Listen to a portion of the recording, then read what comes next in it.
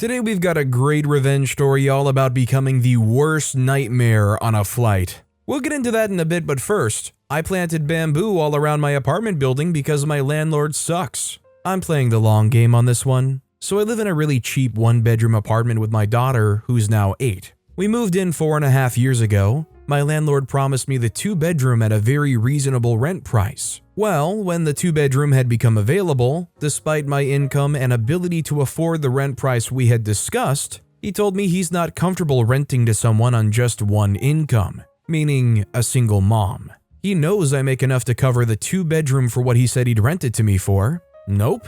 Instead, he rented it out to this couple who sell drugs and make their living that way. So I ordered bamboo seeds, and 3 years ago, I planted them all over the building. From what I read, it takes up to 5 years for them to sprout and break ground. But in the meantime, they're forming extremely complex root systems underground, which will make it nearly impossible for him to ever get rid of the invasive plant. Freak him. I can't wait. Definitely the kind of revenge where you keep an eye on like the Google Street View a few years later, wait for it to get updated and see all of a sudden there's some bamboo stalks sprouting up all over that yard. Maybe if this guy's lucky, his next renter will be a panda bear. Also, hi, I'm Steven, and if you guys enjoy awesome stories of revenge, why not hit those like and subscribe buttons down below? That said, our next story is, I purposely farted in front of a guy at the gym because he wouldn't take no for an answer. So, a few things. I go to the gym to work out and decompress. I don't see it as a place to be social. I wear large over-ear headphones. I was at the gym and just finished one of my sets for deadlifts when a guy walks over. This is something I'm used to, despite how much I dislike it, but he starts talking to me and I'm able to pick up he's flirting. I'm polite and waiting for the proper moment to end the conversation. When he asks for my number, I decline. He keeps talking and going into the usual shtick of, "Why not?" and "Come on." At that point, I'm very uncomfortable and also annoyed because my workout timer has already gone off and it's past time for me to start my next set. I put on my big girl pants and tell him he's making me uncomfortable and I just want to finish my workout. Does he leave? No. He keeps talking now, going on about how he didn't mean it like that and he's not a bad guy. No actual apology to be found. Now, during this entire interaction, I've had to fart. I was being polite and holding it in until he left, but seeing as he's not, I think, well, I know a way to get him to leave. As he's still talking, I let it go. It's silent but rather smelly. It only takes about 2 seconds for him to catch a whiff. He stops talking, and the face he makes is too much that I have to bite my lip to stop laughing. That's when he gives me a look of, "Are you serious?" and then finally leaves. And I'm left alone to finish my workout. Now, I definitely think the silent but deadly technique works really well if you can do it, especially on command. Actually quite impressive. But I also understand while it is absolutely frustrating to drop what you're doing, walk away from a machine, potentially have somebody else come grab it while you're walking away, I'd love to see OP just go straight to whatever employee nearby that they can find and just report this guy because that kind of behavior is never going to be tolerated. Or if for whatever reason it is tolerated, you then know that that gym is not it. Most places will be mighty serious about guys who do not get the message and just leave people alone. Our next story is, I got paired in a group project with my bully, so I made her fail. This happened in high school around 12 years ago. There was a girl, we'll call her Alex, that used to bully me non-stop. Alex and I actually used to be friends in elementary school, but out of the blue she decided she was too cool for me, so she felt the need to bully me. She used to whip coins at me on the bus, so I'd get little welts. She'd have her male friends call me and ask me out as a joke, and she'd point and laugh at me in the hallway, which I thought only happened in movies because honestly that one is pathetic. She made my life absolutely miserable. High school comes around and guess who has to sit next to her in Spanish class? Me. And guess who sat behind us? Her 2 best friends. I felt so small and invisible. She would even have her friends pick on me. Like throwing spitballs or ripping the pins out of my hair and throwing them across the room so I had crazy hair. I got so fed up but was too shy to speak up. The teacher had us do a group project and she picked teams of 4 so you worked with whoever sat near you. And of course I had to work with her and her 2 best friends. I tried asking them for help and they would stare at me and continue their conversations with each other, so I had to do the entire project by myself. I remember looking over at my teacher, and I can see the empathy in her eyes, but she didn't say anything. It wasn't a major project, but we had to come up with some script in Spanish, and all of us had to speak in front of the whole class. Since I wrote the whole thing, I basically made her lines make no sense, and I didn't follow any of the rules for her. We had to use certain words and tenses, and I didn't include any of that. In the middle of her speaking, I think she realized what I had done, but she was in too deep to stop. The teacher raised her voice at Alex, and I don't remember exactly what she said, but her tone definitely implied that Alex was an idiot and that she can expect a terrible grade. The best part was the public humiliation in front of the whole class, and there were definitely some giggles across the room. This part is just an added bonus, but I haven't thought of Alex in so long until now. I decided to look her up on social media, and she posts this lavish life on the beach all the time, with her expensive Jeep and Louis Vuitton bags. Then I googled her name, and there's public records of her getting sued multiple times because she can't pay her bills. Credit card companies, apartment complexes, etc. So it gives me a chuckle knowing her whole life is just for show and she can't actually afford her rent. No hate to anyone that's struggling financially, but when you're buying designer items, maybe worry about paying your bills first. What's really interesting is her Instagram is almost like an advertisement saying, "Hey credit card companies, hey apartment complexes that I've defaulted on, come get me, look I've got expensive things and I'm going places." You think some money-hungry debt collector that is willing to take them to court is not going to document that Instagram and share it as evidence that this person is clearly not paying with money that they have? Our next story is, I turned their wash towels into flags. Every time this particular neighbor of mine goes into laundry day, she always hangs her wash towels and blankets in our gate and fence. And it was annoying as freak because whenever I take out my car, those dang towels are blocking my way. I tried to ask her not to do that, but instead she just smiles and says a shallow, "I'm sorry, I won't do it again." But she'll do it again. I'm a patient person and waiting for the right moment to teach her a lesson. Then this moment comes when it's her laundry day, and as usual, she hangs her towels on our fences, and she goes out for groceries, and I already prepared a passive-aggressive plan. I bought some poles and I tied her towels to it to look like a flag and planted it on their rooftop since we live in row houses and I can access their roof. It looks like a meeting of United Nations with those towels of different colors.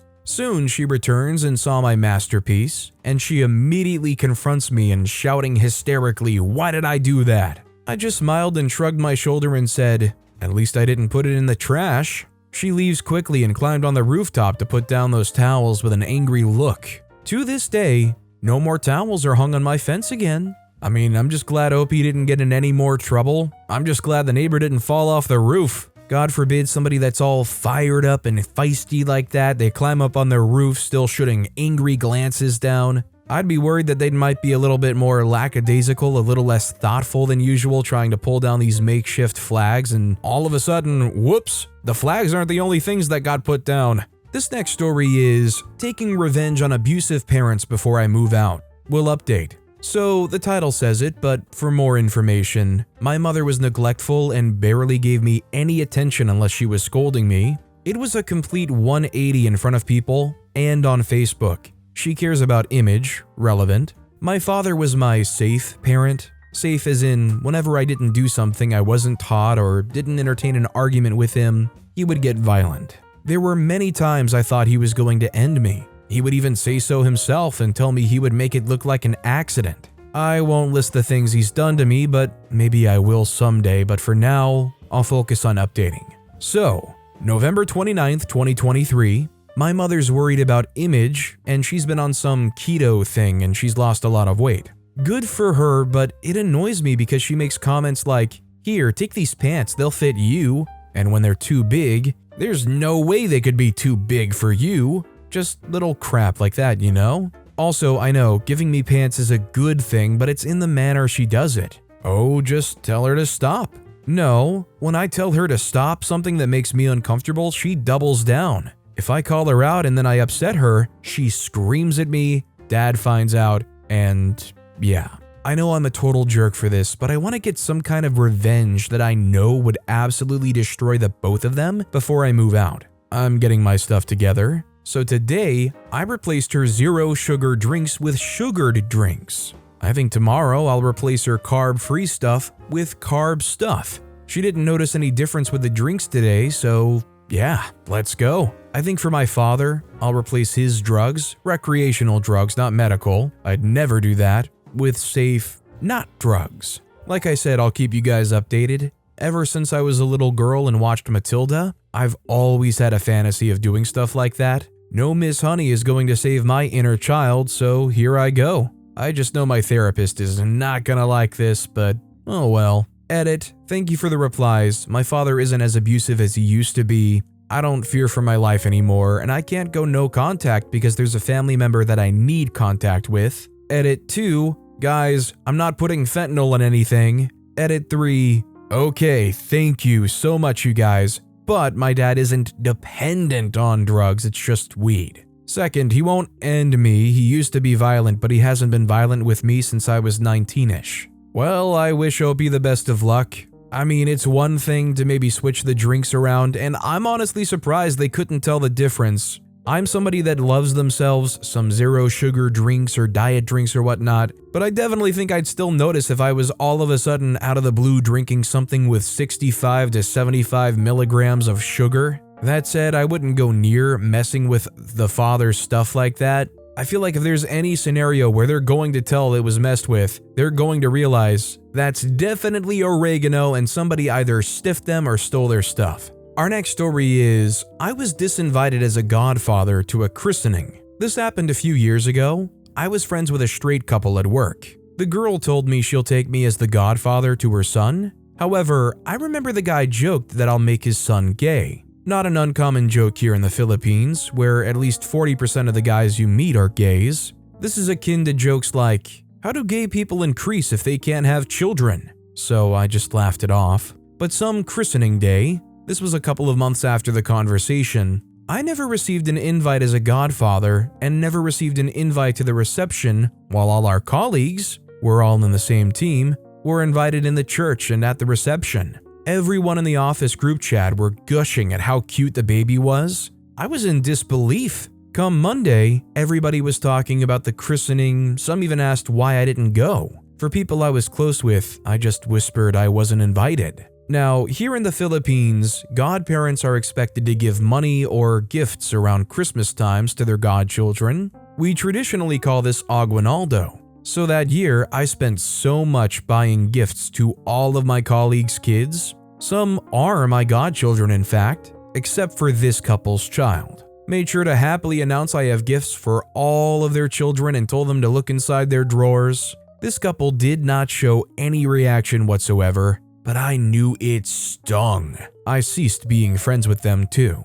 The boy is 8 years old now, and I saw his mom's TikTok account and he was dancing to Ariana, wishing that child, if ever he is gay, he won't have to deal with his homophobic dad. I do think it's a pretty funny thing to say, how do gay people increase if they can't have children? That said, I'm totally on board with what OP did here. They were excluded for being gay? Well, I mean, they made their choice. They didn't want OP in their kids' lives. They were literally kind of projecting that in the joke of saying, oh, you'll make my son gay. So I think that makes it a very easy choice for OP to exclude them in return. It's just kind of awkward when you actually are the kid's godfather. I feel bad because they'll probably lie and say that you're such a huge jerk if the topic ever comes up with their kid when they're older. Our next story is, she knows my name now. Not sure if this is considered petty revenge, but here goes. So a few years ago, my husband and I used to be really active in visiting the downtown area we used to live by. We also had a couple of part-time jobs in the service industry there, so we knew a lot of people by name. Bartenders, servers, retail workers, owners, etc. We were also all social media friends, so there was a lot of networking and just knowing who was who. Anyway, there was this one bartender in particular that my husband and I both had met one night while we were sitting at one of the popular bars. She was really friendly and we all started having a great convo about the downtown scene. We then find out she's dating a friend of ours, so my husband and I introduce ourselves formally and she does the same. We chatted a bit more until after we headed out, and that was that. About 2 weeks go by. and my husband and I are out and about and we see the bartender again. She says hi to my husband and calls him by name, and she looks at me and says, "I'm sorry, what was your name again?" "No biggie," I tell her, and the night goes on. Fast forward a couple of months, and my husband and I were out with a group of friends, and we see her and her man in their own friend circle, and they eventually come over to us. Her boyfriend is our friend, so he says hi to us like usual, but she greets my husband by his name, then looks over at me and apologizes for not knowing my name. It didn't bother me. I went ahead and told her, and she just half-heartedly said, "My bad," without even looking at me. I don't usually take things to heart, but she has met my husband and I at the same time and has had the same amount of interaction. We know her boyfriend. He knows my name. I was a little miffed. Time goes on, and randomly, one day, my husband and I were taking an afternoon walk downtown to get some sunshine and window shop, and we see the bartender chick walking our way. When she gets closer to us, she smiles at my husband and greets him by his name, and then looks at me again to say she's so sorry she doesn't remember me. Before I can even respond to her, she just starts benching about how hungover she is, how she is absolutely beyond miserable, how she had to work until 3 a.m. bartending, and then had to sleep in her car because she had to open too. She said she can't even keep food down and it's so hard just trying to walk to the bar to clock in. When she finished talking, I started applauding and said, "That story was the greatest story I've ever heard in my entire life. You should tell it again so I don't ever forget it." She looked at me with complete shock and locked eyes with me for a few seconds and finally managed to respond, "No, it isn't a great story." She didn't say anything else after and just walked away. After that, I saw her a couple of more times downtown and she made sure to avoid me. Feels good not having to repeat my name again. I don't blame OP one bit. It's definitely a huge irk to intentionally introduce yourself multiple times to somebody and for them to completely just clearly not care. This person was here to only vent about what they cared about, seemed interested enough to remember OP's partner, and just try to dump their emotional baggage on them. I completely understand. OP wants to shut that down real quick. Our next story is Petty Revenge as a Gas Station Manager. I was a gas station manager for 7 years. The first place I was managing was a small place. There was a small apartment building behind us that had 5 apartments. Many days I would come in and have to clean up trash from around the dumpster where they would throw their trash but not put it in the dumpster. Never could figure out where it came from, but did complain to the property manager about it. Nothing changed. One morning I come in and it was disgusting. They threw the bag in untied and it was hanging off the side, all the trash on the ground. I was ticked. I grabbed the broom, gloves and dustpan, trash bag, etc. and went out to clean it up. The first thing I saw was a piece of mail. This is when a light bulb went off for me. Cue Petty Revenge. I grabbed a marker and wrote on the mail, "Stop using our dumpster and making a mess." I collected all the trash, then went to their porch and proceeded to dump it on their porch. I then set their mail on top of the pile. I absolutely gave no freaks that day. They said nothing about it when they came in later that day. Still makes me laugh. I'm so glad that there wasn't like some kind of complaining or something. I mean, really, I'm glad OP didn't get in trouble for doing this because I feel like this is one of those dumb situations where somebody complains and somehow OP still gets flack because the people running this place don't care enough. Like, to the owners, OP's just like a mindless minimum wage slave that should just keep working and clean up every mess that's thrown at them. And how dare they create a situation that they have to address. Our next story is coworker who is horrible to everyone doesn't get her seat. I have this coworker that's been working on my unit for years. Let's call her BP. We work with psychiatric patients, and to be quite honest, she is not empathetic or therapeutic towards patients or coworkers. BP's mean to everyone, talks crap about everyone, is entitled, has had others quit because of her attitude, and just mean. We have seats on the unit we like to sit in. They aren't assigned, so if someone is sitting in that seat, the person will just go on to the next one to do their work. Not her. BP will wait till you move from that seat or will bully you to give it up or be like, "It's my seat." I have my own mental health problems and some of my family too. Since I work somewhere that can get people onto units when they need the help, for my family I brought them in because I trust my coworkers in the psychiatric unit we have. I learned that BP was talking crap about my family, and that's honestly miserable. Because why kick someone if they're down? And if their family was in that situation, you would want to be compassionate. BP usually works a different shift, so I usually leave when she comes in, but not today. Today I'm doing overtime, so I sat my pretty butt in the chair and typed up my work. I'm a fast typer, but I deliberately typed slow and went over my work 3 to 4 times to make sure everything was correct. She asked me to move and I said, "Let me finish my work." BP goes on to say she's been here longer and I know that that's her seat. I reiterated what I said and went to pee. She proceeded to stay pouting in the other chair and refused to start anything or any of her work because of it. After an hour and a half, I slowly moved over and told my other coworker he can tell her she can move back, since she was complaining to him earlier. God forgive me, but it was nice to be that petty for once, especially as someone who isn't assertive or likes confrontation. Just a gentle reminder to be nice to others. Man, somebody like this deserves so much worse than just having their seat taken. In fact, if there is any kind of HR, they deserve to be reported for that kind of stuff. That's not cool. I mean, you're working in a psychiatric unit. You shouldn't be talking bad about anybody for being in hard times mentally. This next story is, I've managed to stop my bully. It was someone from work. At first, he just insulted me. Then he even pushed me, like that for months. I just ignored him. A few days ago, I couldn't take it anymore and I insulted him back. He threatened me. He told me that later in the street he would hit me. He is lame. He doesn't have a crutch, but he limps. He doesn't walk well, and I told him, "What are you going to do? Are you going to hit me with the crutch?" And I began to imitate his limp. He went blank. Not only did he stop bothering me, but he didn't speak, not just to me, to anyone.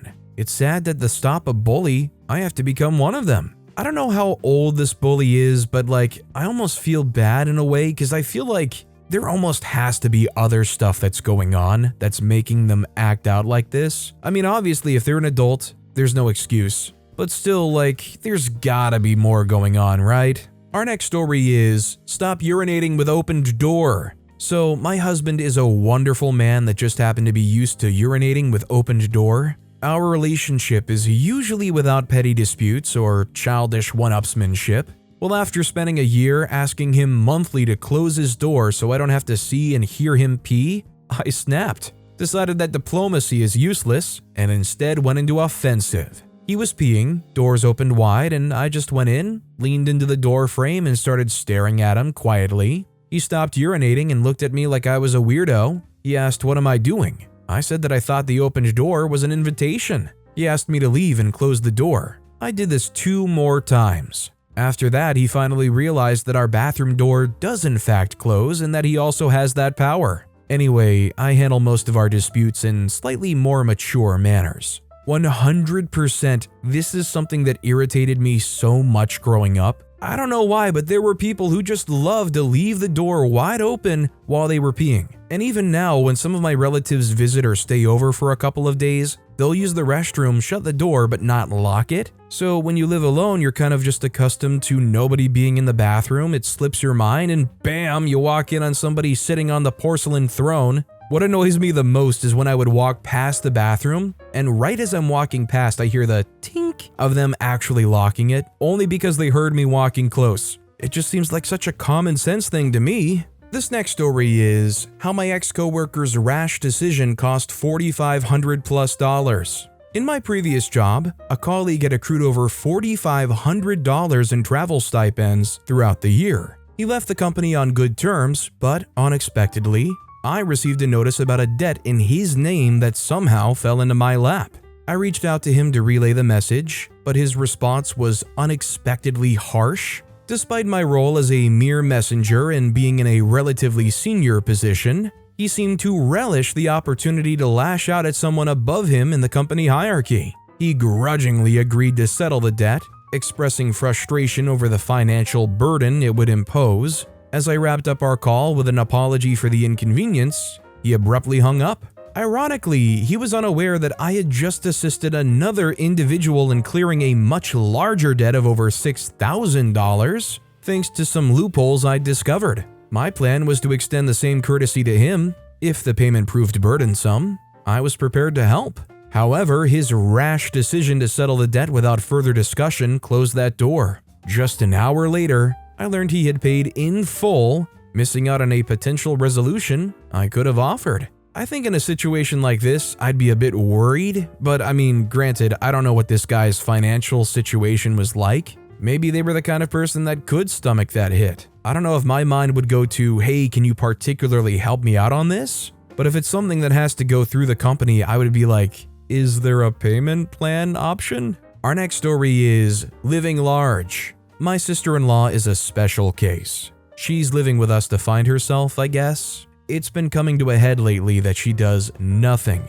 Pays no rent, utilities, or food. Does little to nothing by way of being appreciative of us footing her cost of living. Recently, I put my foot down and said this has to end. Tonight, very calmly, I asked her what her plans were for moving forward. She shut me down, claiming she doesn't have the mental capacity right now to have this conversation. So I quietly went to my Wi-Fi and scheduled her some random downtime off my network. She and the wife are not tech savvy enough to find my modification. I rule this router. Ha! I mean, it's kind of sad that you have to treat them like some unruly teenager that won't do their homework. But I mean, when you're footing their entire existence and they're not putting in any work, I don't really fault OP there. Our next story is hog the armrest and more? Enjoy everyone's worst nightmare on a flight. A couple of months ago, I, male 38, was on a flight back from Corfu to Manchester with my partner, female 23,